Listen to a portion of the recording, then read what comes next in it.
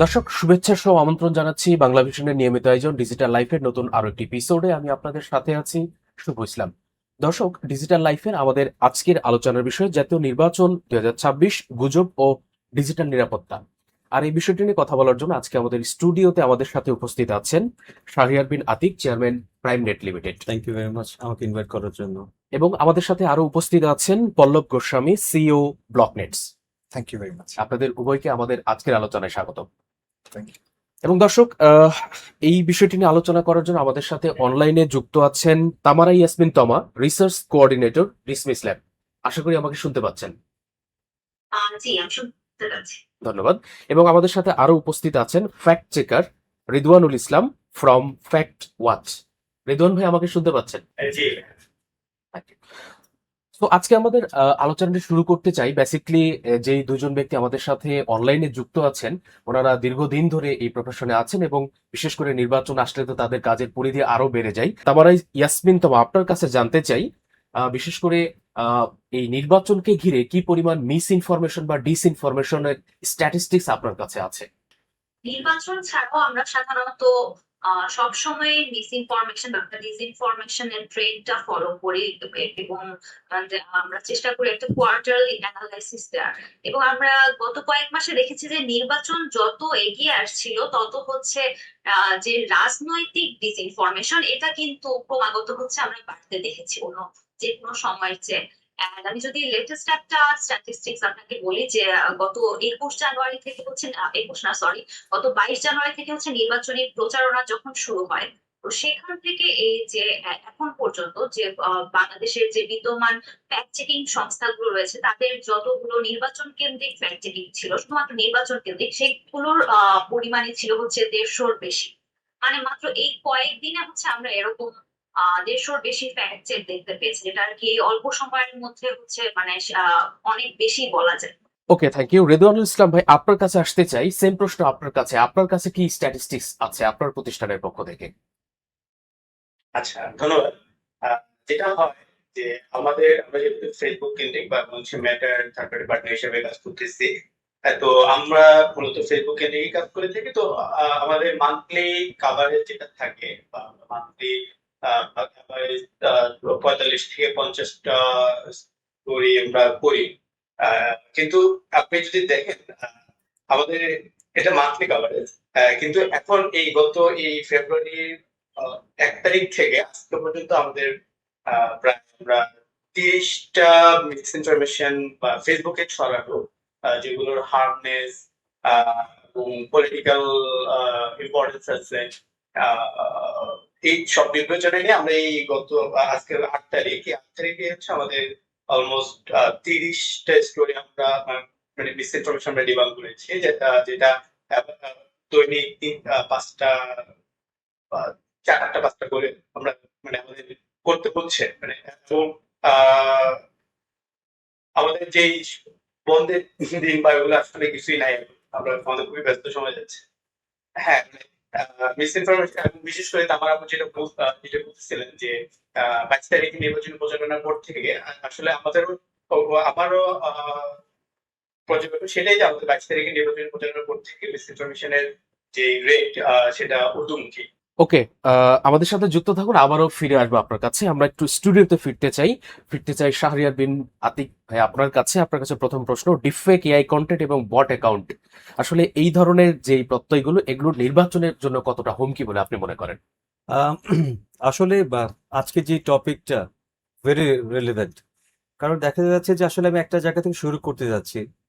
আজকে যে আমি ডিসকাস করছি এই টপিকগুলি নিয়ে আসলে কেন, তো আমাদের যদি ইনফরমেশন সিকিউরিটির যদি গ্রেটেস্ট ইনোভেশন বলি, ইন্টারনেট হচ্ছে আসলে গ্রেটেস্ট ইনোভেশন, যেটা আসলে আমাদের ওয়ার্ল্ডের নর্থ থেকে সাউথ, সাউথ থেকে নর্থ, ইস্ট থেকে ওয়েস্ট সব পিপলকে একটা জায়গায় নিয়ে এসেছিল। তো দেখা যায় যে নর্থের একটা ইনসিডেন্ট ঘটেছে, সেকেন্ডের মধ্যে আসলে আমরা ইনফরমেশনগুলো এখন শেয়ার হচ্ছে। এবং আমি কিছু এক্সাম্পল, শুধু যে আমাদের দেশে আমরাই এগুলি নিয়ে আসলে চিন্তায় আছি বা আমরা ডিসকাস করছি তা না, ওয়ার্ল্ডের যারা অনেক উন্নত দেশ, আমি জাস্ট একটা কিছু এক্সাম্পল দিতে চাই, ইউএস এর কথাটাই আমি বলি। তো আমরা মাঝখানে যখন ইলেকশনের আগে আমরা দেখলাম যে আমরা সবাই টেইলর সুইফটকে চিনি, সো একটা কন্টেন্ট আসলো যে he is supporting Donald Trump, ঠিক আছে, কিন্তু কিছুদিন পর ইনভেস্টিগেশন করে দেখা টোটাল নিউজটাই ফেক, কন্টেন্টটাই ফেক। আবার একটা এক্সাম্পল আছে, ধরেন আমাদের ওদের যে প্রাইমারি ইলেকশনগুলি হয় মানে আমেরিকাতে আপনার, তো আমরা খুব কমন একটা টার্ম আছে আপনার রোবোকল। হুম, হুম, হুম। সো এটা বেসিক্যালি আমরা টেলিমার্কেটিং বা কোনো ইলেকশন ক্যাম্পেইন এর জন্য ইউজ করি। তো হঠাৎ এরকম একটা কল সবার কাছে গেল যারা ওখানকার ভোটার ছিল, বেসিক্যালি জো বাইডেনের, মানে ডেমোক্রেট যারা আছে, যে তোমরা আজকে ভোট দিবা না। সো ওরা কিন্তু পাজল হয়ে গেছে বা একটু কনফিউশনে পড়ে গেছে। তো আলটিমেটলি দেখা গেছে ইনভেস্টিগেশন করে দেখালো এটাও একটা ফেক। পুরোটাই রোবকল। হ্যাঁ, রাইট। এবং আমাদের দেশেও দেখা গেছে যে গত ইলেকশন বা যে কোনো একটা ইলেকশনে একজন প্রার্থী সকালবেলা হঠাৎ করে তার একটা ভিডিও স্ট্রিম বেরোলো যে সে নিজেকে উইথড্র করেছে, কিন্তু দেখা গেছে যে আসলে কোনো কিছুই না, তার যার সাপোর্টার যারা ছিল তারা কিন্তু মানে হতাশ হয়ে গেছে, অনেকে মন খারাপ করেছে, কিন্তু এটাও ফেক ছিল। তো এই ইলেকশনেও দেখা যাচ্ছে একজন প্রার্থী যে কোনো একটা সংসদীয় আসন হতে পারে যে is very popular, so same একটা কন্টেন্ট বা একটা ভিডিও আলটিমেটলি পাবলিশ করা হলো, শেয়ার করা হলো, so people can decide anything. So এটা কিন্তু একটা মেজর ঝুঁকি। ঝুঁকি, মেজর ঝুঁকি, আমি বলবো হিউজ ঝুঁকি। So again, আপনার কাছে আমরা আবারও আসবো, জি। আমরা পল্লব ভাই আপনার কাছে একটু আসতে চাই। আপনার কাছে প্রশ্ন, এই যে আমাদের ঝুঁকি, যেমনটি শাহরিয়ার বিন আতিক ভাই বলছিলেন, এই ঝুঁকি থেকে এখন উত্তরণের উপায় কি? কেননা একটা ভিডিও যখন ছড়িয়ে পড়ছে তার ইম্প্যাক্ট ইনস্ট্যান্টলি পড়ে যাচ্ছে, কিন্তু সেটাকে টেক ডাউনের প্রসেস বা প্রক্রিয়াটা অনেক সময় সময় সাপেক্ষ, কখনো কন্টেন্ট টেক ডাউন করা সম্ভব হয়, আবার কখনো হয় না। এক্ষেত্রে আমাদের করণীয় কি? আপনার সাজেশন কি?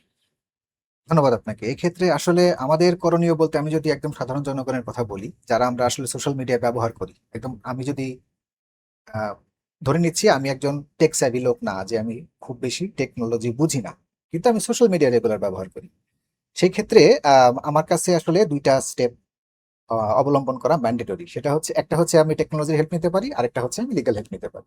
এখন টেকনোলজির হেল্পটা কিভাবে নিতে পারি? যেমন আমি আগে আমাকে চেক করতে হবে যে আসলে নিউজটা ফেক না ট্রু। ফেক কিভাবে আমি আইডেন্টিফাই করব? এটা খুব সহজ। যেমন আমি এই নিউজটা যে দিচ্ছে সে আসলে মূলধারার গণমাধ্যম কিনা, বা যে যার মাধ্যমে আমি এই নিউজটা পাচ্ছি সে ট্রাস্টেবল কিনা, তাকে ট্রাস্ট করা যায় কিনা, এই ধরনের ইনফরমেশন গুলো বের করা কিন্তু খুব সহজ কাজ। মানে সোর্স ভেরিফাই করার সোর্স কথা ভেরিফাই বলছেন। করাটা খুব ইম্পর্টেন্ট। এখন মনে করেন আমি সোর্স ভেরিফাই না করেই শেয়ার করে দিলাম, তাহলে কিন্তু আপনি এই যে গুজব ছড়ানোর একজন অংশীদার হয়ে গেলেন। তো ফার্স্ট অফ অল যেটা করতে হবে, আপনাকে কনফার্ম হতে হবে যে যে নিউজটা আমি দেখছি সেই নিউজটা অ্যাকচুয়ালি একটা অথেন্টিকেট সোর্স থেকে এসছে, এবং যেহেতু এই নিউজটা অথেন্টিকেট সোর্স থেকে এসছে, আমি এটাকে ধরে নিতে পারি এই নিউজটা একটা অথেন্টিক নিউজ। ওকে, ওকে, আমরা একটু আমাদের সাথে যুক্ত আছেন ডিসমিস ল্যাবের তামারা ইয়াসমিন তমাপা। আপনার কাছে আসতে চাই, বিশেষ করে আপনারা যেই কন্টেন্ট গুলো পান, বিশেষ করে ডিপফেক ভিডিও অথবা কোন একটা প্রতিষ্ঠিত মিডিয়ার যে ফটোকার্ড সেটাকে বিকৃত করে প্রচার করার ক্ষেত্রে আসলে এই দুষ্কৃতিকারীরা কোন প্ল্যাটফর্ম গুলোকে বেশি বেছে নিচ্ছে এই তথ্যগুলো ছড়ানোর ক্ষেত্রে? আচ্ছা, মোটামুটি সব প্ল্যাটফর্মে কিন্তু আমরা এই জিনিসগুলো দেখতে পাই। যখন দেখা যায় একই জিনিস যেটা আমি ফেসবুকে পাচ্ছি, সেটা হচ্ছে তারা ইনস্টাগ্রামেও দিচ্ছে, টিকটকেও দিচ্ছে। আবার ইউটিউবের তো কিছু আলাদা চ্যানেলই আছে যারা মানে চ্যানেলগুলো খুলে শুধুমাত্র গুজব ছড়ানোর জন্য, মানে এই টাইপের চিপ ফেক বলি আমরা, এই ধরনের প্রচুর পাওয়া যায় ইউটিউবে। কিন্তু সচরাচর আমার মনে হয় যে বাংলাদেশে যেহেতু ফেসবুক ব্যবহারকারী অন্য প্ল্যাটফর্ম গুলোর চেয়ে বেশি, আমরা হচ্ছে ফেসবুকটাতেই বেশি দেখতে পারি। ইভেন আই থিঙ্ক বাংলাদেশে অন্যান্য যারা ফ্যাক্ট চেকিং প্রতিষ্ঠান আছে, আমরা সবাই একটু ফেসবুকের জিনিসগুলো বেশি পাই, এবং চেকিং এর যেগুলো উঠে আসে সেগুলো দেখা যায় ফেসবুক কেন্দ্রিক জিনিসটাই বেশি আসে। এবং এইবারও হচ্ছে আসলে নির্বাচনের ঘিরেও আমি বলবো যে ফেসবুকে একটু বেশি দেখতে পাচ্ছি। ওকে, রেদওয়ানুল ইসলাম ভাই, আপনার কাছে একটু জানতে চাই, যেহেতু বাংলাদেশে ফেসবুক ব্যবহারকারী বেশি, সেক্ষেত্রে এই ফেসবুককে ব্যবহার করে কিন্তু এই অপতথ্যগুলো বেশি ছড়ানো হচ্ছে। আপনার কাছে আমার প্রশ্ন যে প্রতিষ্ঠিত মিডিয়ার যে ফটোকার্ডগুলো বিকৃতি করে যখন পাবলিশ করা হয়, যখন ছড়িয়ে দেওয়া হয়, এক্ষেত্রে আপনারা এটাকে শনাক্ত করার পরে অবশ্যই আপনাদের সাইটে আপনারা পাবলিশ করেন, এছাড়া আর কি কি স্টেপস আপনারা নেন যাতে ইনস্ট্যান্টলি এই তথ্যটা রুট লেভেল পর্যন্ত হয়তো পৌঁছে যেতে পারে? আপনাদের স্টেপসটা আসলে কি? ফেসবুকে যে ওই ফটোকার্ডগুলো, ফেক ফটোকার্ডগুলো আমরা রেড করে দিচ্ছি। তো রেড করে দেওয়ার ফলে যেটা হচ্ছে যে ওই ফটোকার্ডের সার্কুলেশন কমে যাচ্ছে বা পোস্টগুলোর সার্কুলেশন কমে যাচ্ছে। হ্যাঁ, এবং দেখা যাচ্ছে যাদের পোস্টগুলো রেড হচ্ছে তারা আবার হয়তো পোস্টগুলো সংশোধন করে আপলোড করতেছে যে যে আমার ভুয়া ইনফরমেশন শেয়ার করেছি। এটা একটা। আরেকটা বিষয় হচ্ছে আহ অনেকে আবার পোস্ট করে ডিলিটও করে দিচ্ছে, মানে রেড করার ফলে। পাশাপাশি হচ্ছে আমরা যেটা করতেছি হচ্ছে আমরা আমাদের যে পেজ গুলো আছে, আমাদের সোশ্যাল মিডিয়া অ্যাকাউন্ট গুলো আছে, সেখানেও শেয়ার করে দিচ্ছি যাতে মানুষজনের কাছে সেটা পৌঁছে যায়। তো ওয়েবসাইটে তো ওগুলো থাকতেছেই। ওকে, ধন্যবাদ। আপনি অনেকগুলো পথ আসলে বাতলে দিয়েছেন যে আমাদের জি। সামনে যখন কোনো একটা কন্টেন্টকে আমার কাছে যখন সাসপিশিয়াস মনে হবে, তখন আমি কি কি ওয়েতে আসলে বুঝতে পারি যে এটা সঠিক তথ্য কিনা। এই মুহূর্তে আমি শাহরিয়ার বিন আতিক ভাই আপনার কাছে একটু আসতে চাই যে বিশেষ করে এই যে তথ্যগুলো, তথ্য বলবো না, অপতথ্যগুলো যেগুলো ছড়িয়ে পড়ছে সামাজিক যোগাযোগ মাধ্যমে, এই সমস্ত অপতথ্যের মাধ্যমে আসলে ভোটার ম্যানিপুলেট করা কতটুকু সম্ভব বলে আপনি মনে করেন? অবভিয়াসলি ম্যানিপুলেট করা পসিবল। কিভাবে পসিবল? আমরা যখন আসলে অপতথ্যগুলো প্রচার হচ্ছে, এখন এটা আমাদের দেশের কথা চিন্তা করি, যদি আমি সিটির কথা চিন্তা করি আর আমার আউটসাইড অফ সিটির কথা চিন্তা করি, যে কথাটা ভাই বলেছে যে অ্যাওয়ারনেসটা আমাদের যদি করতে পারি, সবাইকে অ্যাওয়ার করতে পারি আমরা, যে না, আমি একটা নিউজ এসছে, এই নিউজটা আসলে ফেক কিনা বা অরিজিনাল কিনা, কিন্তু আমি যদি ওই জিনিসটা শুধু দেখলাম, বুঝলাম, শেয়ার করলাম, তাহলে ঠিক আছে। কিন্তু আমাদের দেশে যেটা হচ্ছে, কোনো কিছু যখন আসছে আমরা আসলে ওই সোর্সগুলি আসলে আমরা কোনো সময় ফাইন্ড করার চেষ্টা করি না। একজন পোস্ট দিয়েছে, হ্যাঁ ইট ইজ কারেক্ট, এবং আমি কি করছি, আমি আবার এটা শেয়ার করছি ইনস্ট্যান্টলি শেয়ার করে শেয়ার দিচ্ছি। করছি কিন্তু আমরা যদি কনসেপ্টে আসতে পারি যে না, আমি ফার্স্টে দেখবো, বুঝবো, দেন শেয়ার করব, তো ওই ক্ষেত্রে ম্যানিপুলেটের কোনো ইস্যু নাই। আদারওয়াইজ এখনকার যে আসলে কারেন্ট সিনে অলরেডি যারা আমাদের ফ্যাক্ট চেকার বা হিউম্যান স্ক্যানার নিয়ে কাজ করছে, তো ওনারাও একই কথা বলেছে যে আসলে আমাদের সোশ্যাল অ্যাওয়ারনেস, যেটা সোশ্যাল অ্যাওয়ারনেসটা যদি আমরা আসলে তৈরি করতে না পারি, তাহলে এটা ম্যানিপুলেট করার ক্ষেত্রে অনেক ফ্যাক্ট হবে। একটা ভালো প্রার্থীর ক্ষেত্রে দেখা যাচ্ছে যে এমন একটা রিউমার ছড়িয়ে দিয়েছে, সো আমি হয়তো ইমোশনাল ভাবে, না হলে আমি ক্ষোভ থেকে, বা এমন একটা প্রতিশ্রুতি দেওয়া হচ্ছে যেটা আসলে কারেক্ট না, আমি আমার ডিসিশনটা এক রাতেই চেঞ্জ করে ফেললাম। তার So, মানে আপনি বলতে চাচ্ছেন অবশ্যই এই সমস্ত অপতথ্যের মাধ্যমে ভোটার ম্যানিপুলেট করা সম্ভব। পসিবল 10 মিনিটের ভিতরে 2 লাখ একটা লাইক পড়ে গেছে, শেয়ার পড়ে গেছে। তো আমি যদি আসলে ওই ব্যাপারটা আসলে জাজ না করে, আমি ভাববো যে হ্যাঁ, এটা তো নিউজটা রেপুটেড, কারণ 2 লাখ মানুষ আসলে এখানে রিয়েকশন দিয়েছে। রিয়েকশন দিয়েছে। তো ওই জায়গাটাতে আসলে আমার কাছে মনে হয়, যদি আমরা অ্যাওয়ার না হই বা আমার সোশ্যাল অ্যাওয়ারনেসটা তৈরি না হয়, ওই ক্ষেত্রে ইট ইজ ভেরি ডিফিকাল্ট। ওকে, সেক্ষেত্রে অবশ্যই ডিজিটাল লিটারেসিটা দরকার একটু আছে আমাদের। দরকার আপনার আছে। কাছে আবারও ফিরবো। এই মুহূর্তে আমরা একটু পল্লব ভাই আপনার কাছে আরেকটা প্রশ্ন নিয়ে আসতে চাই। যে সমস্ত তথ্য অপতথ্যগুলো আসছে, সেটা ভিডিও অথবা ভয়েস ক্লোনিং বা ফটোকার্ড বিকৃত করে বলি, সব সব কিন্তু এখন ম্যাক্সিমাম হচ্ছে নির্বাচন কেন্দ্রিক এই মুহূর্তে। সেক্ষেত্রে আপনি রাজনৈতিক দলগুলোর কোনো সদিচ্ছার অভাব দেখেন কিনা? রাজনৈতিক দলগুলোর সদিচ্ছার অভাব আহ, খুব আংশিকভাবে হলেও ডেফিনেটলি আছে আমি মনে করি।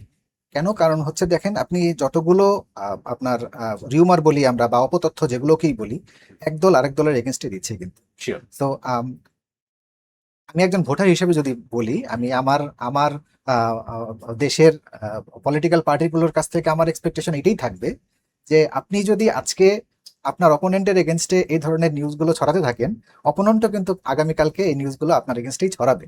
সো আমরা পজিটিভ পলিটিক্স করি, এবং এই ধরনের অপতথ্য ছড়ানো এবং এই ধরনের কাজকর্ম করলে আসলে দেশের জন্য পজিটিভ কিছু হবে না বলে আমার মনে হয় না আর কি। ওকে, আমরা আবারও ফিরবো আপনার কাছে। আমরা একটু অনলাইনে যুক্ত আছেন আমাদের সাথে ডিসমিস ল্যাব থেকে। আপনার কাছে আপু, আপনার কাছে আরেকবার একটু প্রশ্ন করতে চাই।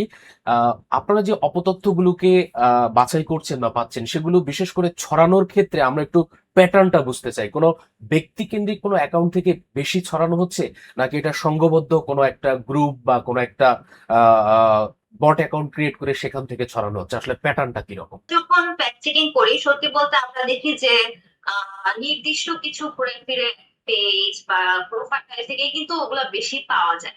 তো আমরাও হয়তো এদেরকে সাধারণত অ্যাক্টর বলে থাকি, ডিসইনফরমেশন বা মিস ইনফরমেশন অ্যাক্টর, যে কারা এই জিনিসগুলো সাধারণত বেশি ছড়ায়। এবং আমরা আসলেও দেখেছি যে যে অ্যাকাউন্ট গুলো ওর থেকে আগে ছড়িয়েছে সেগুলো যদি আমরা কিছুদিন ফলো করি বা ফলো আপে রাখি, তাহলে দেখা যায় তারাই কিন্তু আবার পুনরায় একই রকমের জিনিস ছড়াচ্ছে।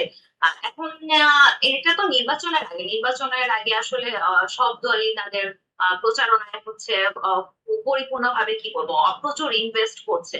এখন সেটা আসলে সেভাবে যে সম্ভবত বলার মতো কিছু নেই যে কোনো নির্দিষ্ট, প্রতিটা দলই তাদের নিজেদের মতো করে প্রচারণা চালাচ্ছে। এবং এই যে প্রচার যুদ্ধ, এর মধ্যে হচ্ছে এত তথ্য চলে আসছে যার মধ্যে কিছু জিনিস আসলে কি বলবো মিস ইনফরমেশন হয়ে যাচ্ছে, তথ্য বিকৃতি ঘটছে। তারপরে হচ্ছে তথ্য এবং অপতথ্য দুয়ে মিলে চলছে আমাদের ভোটের প্রচারণা। রাইট। রেদওয়ান ইসলাম ভাই, আপনার কাছে আসতে চাই। আমরা এখনো দেখছি যে ফিজিক্যালি প্রচারণা কিন্তু চলছে, যেটি হয়তো কাল পরশুর মধ্যে শেষ হয়ে যাবে। সেক্ষেত্রে যখন এই যে ফিজিক্যাল প্রচারণা শেষ হয়ে যাবে, তখন সব তো ফিরবে একেবারে পুরোপুরি অনলাইন মানে ভার্চুয়াল জগতে। সেক্ষেত্রে আপনাদের ব্যস্ততা যেমন বাড়বে, অপতথ্যের মাত্রাটাও তেমন বাড়বে। আপনি কতটুকু কি সম্ভাবনা দেখেন, বিশেষ করে যখন ভোটের একদিন আগে কোনো প্রার্থী, আগে নির্বাচনে আমরা দেখেছিলাম যে আমি প্রত্যাহার করে নিয়েছি অথবা অমুককে ভোট দেন, এই ধরনের তথ্য কিন্তু আসে। একটু আপনার বিশ্লেষণ জানতে চাই। মাঠে যত গুজবই থাকুক না কেন বা মাঠে যত প্রচারণা থাকুক না কেন, গুজবটা কিন্তু আসলে থাকে হচ্ছে আপনার অনলাইনে অনলাইন। বা প্রচারণা গুলো থাকে অনলাইনে। এখন মাঠের প্রচারণা ওইখান থেকে আসলে মানে গুজবের বা ডিসইনফরমেশনের জ্বালানিটা পাওয়া যায়, যেটা পরবর্তীতে সে অনলাইনে এসে আপনার ছড়িয়ে পড়ে। তো আমরা এটা তো হবেই স্বাভাবিক যে মাঠে প্রচারণা যখন বন্ধ হয়ে যাবে তখন সেটা অনলাইনে আসবে, বা তারা আরো অনেক বেশি অনলাইনে সময় দিবে এবং প্রচারণা বাড়ার সঙ্গে সঙ্গে গুজবের মাত্রাও বাড়বে। এবং সেটা আরো বড় আকারেই বাড়বে। এবং যে AI যেসব আমরা কথা বলতেছি বা টেকনিকের কথা বলতেছি, সেটাও তখন নতুন করে এখানে যোগ হবে, আরো মানুষের এঙ্গেজমেন্ট বাড়বে। থ্যাংক ইউ রিদওয়ান ভাই। আমরা একটু আবার শানের বিন আতিক ভাই আপনার কাছে আসতে চাই। বিশেষ করে একেবারে তো নির্বাচন 12 তারিখ ফিক্সড এবং সেই অনুযায়ী সবকিছু চলছে, প্রচারণা চলছে তথ্য এবং অপতথ্যের মিশেলে। আপনার কাছে একটু জানতে চাই, এই যে এত পরিমাণ ডিপফেক বা এআই এর প্রচারণার ক্ষেত্রে যে ইম্প্যাক্ট এটা বাড়ছে, সরকারের পক্ষ থেকে এই বিষয়গুলোকে নিয়ন্ত্রণ বা তদারকি, আমি যেটাই বলি না কেন, কতটুকু আপনি দেখেন এবং সেটা পর্যাপ্ত কিনা, আপনার বিশ্লেষণ কি বলে? সরকারি একটা ইনিশিয়েটিভ নেওয়া হতে ছিল, নিজস্ব একটা এজেন্সি। তো বেসিক্যালি আপনার ফ্যাক্ট চেকিং এর জন্য এটা যদি একটা এজেন্সি বা এরকম একটা ইনস্টিটিউশন আসলে করতে পারতো, ইট ওয়াজ গুড। কিন্তু নেক্সট এটা আসলে লেসেন, কারণ যত সময় যাবে এই টাইপের ইস্যুগুলি নেক্সট আরো আসবে। এবং আপনি যদি বলেন ওই ক্ষেত্রে সরকার ইটস ওকে। সো তাদের পক্ষে যতখানি পসিবল ছিল, তাদের যে রিসোর্সগুলি আছে, সো ওটা দিয়ে চেষ্টা করছে। ওকে, সেম প্রশ্ন পল্লব ভাই আপনার কাছে। আপনি কি মনে করেন সরকারি প্রচারণার ক্ষেত্রে কোনো মানে সংকীর্ণতা অথবা কোনো ঘাটতি আপনি দেখেন কিনা? আমি সংকীর্ণতা বা ঘাটতি আহ, দেখি এটা বলবো না, তবে আমি ভাইয়ের সাথে সম্পূর্ণরূপে একমত। এটা আসলে একটা একা সরকারের পক্ষে কোনোভাবেই করা সম্ভব না। এটা একটা একটা সোশ্যাল মেসেজ লাগবে, একটা সোশ্যাল লিটারেসি লাগবে। আমি যে কাজটি করছি অনলাইনে, সেই কাজটি রাইট না রং, এটা আমাকে আগে নিজেকে প্রশ্ন করতে হবে। যদি আমি আমার নিজের সাথে কথা বলে রাইট হই, তাহলেই আমি আসলে সমাজের জন্য কিছু করতে পারবো। সো আমি একটা নিউজ দেখলাম, সাথে সাথে ওটাকে আমি শেয়ার করে দিলাম। তার আগে আমার কিছু দায়িত্ব আছে। এই দায়িত্বটা হচ্ছে আমাকে চেক করতে হবে। এটা আমি টেকনোলজির হেল্প নিয়ে করতে পারি, এটা আমি আমার কমন সেন্স ইউজ করে করতে পারি। এটা করাটা খুব ডিফিকাল্ট কিছু না। কিন্তু এই যে এটা করতে যে হবে, এই করাটার জন্য মানুষকে যে অ্যাওয়্যার করা, এটা মূলত সরকারের কাজ। সরকারের এই জায়গাটাতে আমি কিঞ্চিত ঘাটতি দেখি। এটা অবশ্যই আরো অনেক জোরে সোরে বা বড় পরিসরে করা সম্ভব, কিন্তু ডেফিনেটলি সেখানে আসলে আপনার গভর্নমেন্ট এবং প্রাইভেট অর্গানাইজেশনের একটা মেলবন্ধন Partnership. হতে থাকতে হবে। অবভিয়াসলি। এটা ওকে, আমরা এই একা আলোচনায় গভর্নমেন্টের পক্ষে আবারও সম্ভব আসবো না। আপনার কাছে। আমরা রিদওয়ান ভাই আপনার কাছে লাস্ট প্রশ্ন, দর্শকের উদ্দেশ্যে আপনি কি বলতে চান? বিশেষ করে নির্বাচন আসছে একেবারেই close to the door, fact checking প্রতিষ্ঠান হিসেবে এবং আপনিও একজন ভোটার, সেই দৃষ্টিকোণ থেকে আমাদের যারা দর্শক আছেন তাদের উদ্দেশ্যে কি বলবেন? আমাদের সবারই কিছু পলিটিক্যাল আইডিওলজি আছে বা পলিটিক্যাল বায়াসনেস আছে। তো যেহেতু নির্বাচনের সময়, তো ওই জায়গা থেকে দর্শকদের উদ্দেশ্যে এবং ভোটারদের উদ্দেশ্যে আমার রিকোয়েস্ট এটাই থাকবে যে হচ্ছে আপনার কাছে যখন কোনো ইনফরমেশন আসবে সেটা আপনার আইডিওলজির সঙ্গে যায় বলেই সেটা শেয়ার না করে আসলে একটু শেয়ার করার আগে যাচাই বাছাই করে নেবেন। এবং এইসব ক্ষেত্রে দেশে অনেকগুলো ফ্যাক্ট চেকিং প্ল্যাটফর্ম কাজ করছে। আপনারা তাদের সহযোগিতা নিতে পারেন, তাদের ফেসবুক পেজ গুলো, ওয়েবসাইটে সবসময় নজর রাখতে পারেন। প্লাস একই সঙ্গে সংবাদ মাধ্যমগুলোর উপর একটু নজর রাখতে পারেন। এবং এটা খুব আসলে দেশে অনেকদিন পর একটা নির্বাচন হতে যাচ্ছে, খুব কাঙ্ক্ষিত একটা নির্বাচন। তো ওই জায়গায় যাতে নির্বাচন সুষ্ঠুভাবে হয় এবং আপনি বা আমরা কেউ যাতে গুজবের বা মিসইনফরমেশনের ফাঁদে যাতে না পড়ি, ওই জায়গা থেকে আসলে সচেতন থাকা বেশি জরুরি আর কি। ওকে, সেম প্রশ্ন তারপরে ইয়াসমিন আপু আপনার কাছে, আপনি কি বলতে চান দর্শকের উদ্দেশ্যে? হ্যাঁ, আমিও এটাই আসলে বলবো দর্শকদের উদ্দেশ্যে যে আহ এখন তো ভোট আসছে এবং বিভিন্ন পক্ষই কিন্তু নানাভাবে ভোটারদের ম্যানিপুলেশন করার চেষ্টা করবে, এবং সেটা লাস্ট কয়েকদিনে হয়তো অনলাইনে আমরা অনেক বেশি দেখতে পাবো। এজন্য আমি বলবো যে সামাজিক মাধ্যমে যাই দেখবেন, বিশেষ করে যেহেতু পুরো মিস ইনফরমেশনটা আমরা দেখছি যে সামাজিক মাধ্যম জুড়ে বেশি ছড়ায়, তো সেটাই কিন্তু আসলে হুট করে বিশ্বাস করাটা যাবে না। কোনো কিছু আসলে নিজের কি বলবো, একটু সন্দেহবাতিক হলে ভালো এই সময়টাতে। আহ সব থেকে বড় কথা আমি বলবো যে এখন যা যে কোনো খবরের জন্য একদম মূলধারার গণমাধ্যম গুলো যদি আমরা জানি যেগুলো প্রতিষ্ঠিত, তাদের একটু তাদের জিনিসগুলোতে বিশ্বাস রাখতে হবে, তাদের ভেরিফাইড অ্যাকাউন্ট, তাদের চ্যানেল, সেগুলো একটু নজরে রাখা জরুরি। র্যান্ডম কোনো সোর্স থেকে কিছু নেওয়ার ব্যাপারে একটু সতর্ক থাকতে হবে। আর আমাদের একটা টেন্ডেন্সি কি, কিছু দেখলে যেটা যদি একটু সেন্সিটিভ হয় বা ভোট হয়, আমরা চট করে সেটা শেয়ার করে দিই, যে ভাবি আমাদের বন্ধু বান্ধবদের সঙ্গে শেয়ার করব। কিন্তু এইভাবে কিন্তু আসলে মিস ইনফরমেশনটা ছড়ায়। ওকে, আমরাও সেটি প্রত্যাশা করছি সাধারণ মানুষ যারা আমাদের এই অনুষ্ঠানটি দেখে থাকবেন অবশ্যই তারাও যাতে বিষয়গুলো নজরে রাখেন, যে কোনো একটি তথ্য আসা মাত্র শেয়ার না করে সেটিকে সোর্স ভেরিফাই করা, কন্টেন্টটি কতটুকু সত্য, উত্তেজনাকর কোনো কিছু আছে কিনা সবকিছু দেখে যাতে শেয়ার করা। পল্লব ভাই, আপনার কাছে একটু লাস্ট প্রশ্নে আসতে চাই। এই তথ্য মিস ইনফরমেশন, ডিসইনফরমেশন, পাশাপাশি এই যাই বলছি না কেন, এর মাঝে আরো একটা জিনিস কিন্তু আছে যেটা নিয়ে কতটুকু আলোচনা হয় বা হচ্ছে আমরা জানি না, বাট আমরা সতর্কতার জন্য আলোচনাটুকু আনতে চাই। 4 দিন কিন্তু আমাদের একটা টোটাল বন্ধ পাচ্ছি। এই বন্ধের মধ্যে বিশেষ করে আমাদের যে ফিনান্সিয়াল ইনস্টিটিউশন গুলো আছে সেখানেও সাইবার হামলার কোনো ঝুঁকি আপনি দেখেন কিনা? আর যেহেতু আমি আসলে অনেক দিন অনেক বছর সাইবার সিকিউরিটি ইন্ডাস্ট্রিতে কাজ করেছি, আমি জানি, আমার এক্সপিরিয়েন্স থেকে বলছি, এই ধরনের বন্ধই আসলে মূলত হচ্ছে এই হ্যাকারসদের টার্গেটে থাকে। তারা সবসময় খোঁজ রাখে কোন দেশে কখন কবে একটা লম্বা বন্ধ পড়ে, ওটাকে তারা টার্গেট করে। এবং ফিনান্সিয়াল ইন্ডাস্ট্রি যারা যারা আছেন, ব্যাংকস যারা আছেন, এনবিএফআইস আছেন, টেলকো আছেন, বিভিন্ন কোম্পানিজ আছেন যারা আসলে সার্ভিস প্রোভাইড করেন, 24/7 সার্ভিস প্রোভাইড করেন, তাদের জন্য ডেফিনেটলি রিস্ক আছে। কিন্তু রিস্ক মানে এই না যে আপনি কালকে হ্যাক্ট হয়ে যাচ্ছে। ডেফিনেটলি তাদের জায়গা থেকে প্রিকশন নেওয়া আছে, তাদের টিম আছে, 24/7 মনিটরিং আছে। বাংলাদেশের জায়গা থেকে আমি যেটা বলবো যে ডেভেলপমেন্টের জায়গায় বাংলাদেশ তাদের আইসিটির সেট আপটাকে অনেক বেশি ডেভেলপ করেছে, কিন্তু যেখানে গ্যাপ আছে সেই গ্যাপটা হচ্ছে মনিটরিং এর এবং স্কিল সেট আপের। সো মনিটরিংটা 24/7 যদি হয়, এটা হওয়াটা ম্যান্ডেটরি, এটা বাধ্যতামূলক। প্রতিটা ব্যাংক, ফিনান্সিয়াল অর্গানাইজেশন, যাদের কথাই বলেন আপনি, যারা আসলে 24/7 সার্ভিস প্রোভাইড করে ক্লায়েন্টসদের, তাদের ক্ষেত্রে 24/7 মনিটরিং ইজ ম্যান্ডেটরি। হোপফুলি আমরা এই যাত্রাও ভালোভাবেই উত্তরণ করতে পারবো। থ্যাংক ইউ আপনাকে। আতিক ভাই, আপনার কাছে লাস্ট প্রশ্ন, দর্শকের উদ্দেশ্যে কি জি। বলবেন? যারা আসলে আমাদের জন্য, দেশের জন্য কিছু করবে, দেশকে এগিয়ে নিয়ে যাবে, তো আপনারা বুঝবেন, দেখবেন, এরপরে ভোটটা দিবেন। থ্যাংক ইউ আপনাকে। পল্লব ভাই, আপনার কাছে আসি, শেষ প্রশ্ন এবং 1 মিনিটে শেষ করতে হবে। প্রথমত হচ্ছে কিছুদিন আগে একটা আইডি হ্যাকের ইস্যু এসেছিল যে কোনো একটি দলের প্রধানের, এবং সেটি নিয়ে অনেক আলোচনা, সমালোচনা, তথ্য অপতথ্য যেই বলি না কেন, আমরা ওই আলোচনায় যেতে চাই না, তর্কে বিতর্কে যেতে চাই না। আমাদের ডিভাইস সেফটির জন্য 30 সেকেন্ডে একটু ছোট্ট পরামর্শ এবং দর্শকের উদ্দেশ্যে কি বলবেন? দর্শকের উদ্দেশ্যে বলবো, নির্বাচন রিলেটেড না, শুধু যে কোনো কিছু শেয়ার করার আগে অবশ্যই আপনি ক্রস চেক করে নেবেন যেটা আপনি শেয়ার করছেন সেই তথ্যটা সমাজের জন্য, পরিবেশের জন্য, আমাদের দেশের জন্য ক্ষতিকর কিনা।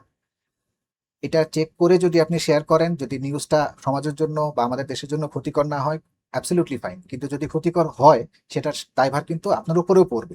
মোবাইল ডিভাইস সিকিউরিটির ক্ষেত্রে আপনাকে অবশ্যই আপনার মেইল, আপনার ইনবক্স, যে কোনো ক্ষেত্রে আপনার মেসেজ, যে কোনো ক্ষেত্রে কোনো অপরিচিত কোনো লিঙ্ক, অপরিচিত কোনো অ্যাটাচমেন্ট ওপেন করবেন না। আর কোনো আনঅথরাইজড অ্যাপ্লিকেশন আপনার মোবাইল ইনস্টল করবেন না। এটুকু যদি করতে পারেন তাহলে আপাতত মোটামুটি ক্ষেত্রে আপনি সিকিউর হতে পারবেন এটা আশা করি। ধন্যবাদ আপনাকে আমাদের আজকের গুরুত্বপূর্ণ আলোচনা স্টুডিওতে এসে অংশগ্রহণ করার জন্য। আপনাকে ধন্যবাদ। এবং বিদায় নিয়ে নিচ্ছি রেদন ভাই আপনার কাছ থেকে এবং তামারা ইয়াসমিন তমা আপু আপনার কাছ থেকেও আপনাদের মূল্যবান সময় দিয়ে এই গুরুত্বপূর্ণ একটি বিষয়ে আপনাদের রিসার্চ ওরিয়েন্টেড অনেক তথ্য আমরা পেয়েছি, এই জন্য আপনাদের উভয়কে ধন্যবাদ। ধন্যবাদ। ভালোই থাকবেন। দর্শক, এতক্ষণ আমরা জাতীয় ইলেকশনকে কেন্দ্র করে বিভিন্ন তথ্য, অপতথ্য এবং বিভিন্ন ধরনের এআই জেনারেটেড কন্টেন্ট গুলোকে আমরা কিভাবে চিনতে পারবো এবং সেগুলো থেকে বাঁচার যে উপায়, সেই উপায়গুলো নিয়ে কথা বলছিলাম এবং পাশাপাশি আমাদের যে ডিজিটাল লিটারেসি এবং সরকারের পক্ষ থেকে আরো যে বিভিন্ন ধরনের পদক্ষেপ বা সম্মিলিত পদক্ষেপ নেওয়া যেত সেই বিষয়টি আজকের আমাদের আলোচনায় উঠে এসেছে। আমরা মনে করছি আলোচনাটি যদি আমরা পুরোটা শুনে থাকেন তাহলে এই ধরনের যে তথ্যগুলো এসে সেটি আপনাদের উপকারে আসবে এবং বিভিন্ন ধরনের অপতথ্য থেকে আমরা মুক্ত থাকবো। দর্শক, আজকে আলোচনা এ পর্যন্তই। পরবর্তীতে আবারও নতুন কোনো টপিক নিয়ে আপনাদের সামনে হাজির হব। সে পর্যন্ত ভালো থাকবেন, সুস্থ থাকবেন। আল্লাহ হাফিজ।